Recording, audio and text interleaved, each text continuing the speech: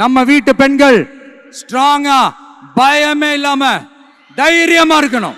அண்ணா யூனிவர்சிட்டியில நடந்த அந்த பெண்ணுக்கு நடந்த அந்த பிரச்சனை மாதிரியோ, இல்ல கோவையில நடந்த அந்த கல்லூரி பெண்ணுக்கு நடந்த பிரச்சனை மாதிரியோ அதெல்லாம் நடக்க விடவே கூடாது.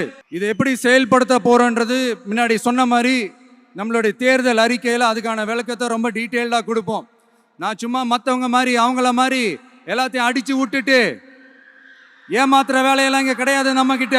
நான் மறுபடியும் சொல்றேன், நம்ம அரசியலுக்கு வந்தது உங்களுக்கு நல்லது நல்லது நல்லது மட்டுமே செய்யறது தான். எங்களுக்கு வேற எந்த அஜெண்டாவும் கிடையாது. அதனாலதான் பாத்தீங்கன்னா கொள்கை எதிரி யாரு, அரசியல் எதிரி யாருன்னு திட்டவட்டமா சொல்லிட்டு அது வெளியே சொல்லிட்டு களத்துக்கு வந்திருக்கிறோம். அதுல எந்த விதமான குழப்பமோ எந்த விதமான ஊசலாட்டமோ எதுவுமே இருக்க போறதில்ல. இந்த விஜய் சும்மா எதையும் சொல்ல மாட்டான். ஒன்னு சொன்னா அதை செய்யாம விட மாட்டான். அது மக்களுக்கு நல்லாவே தெரியும்.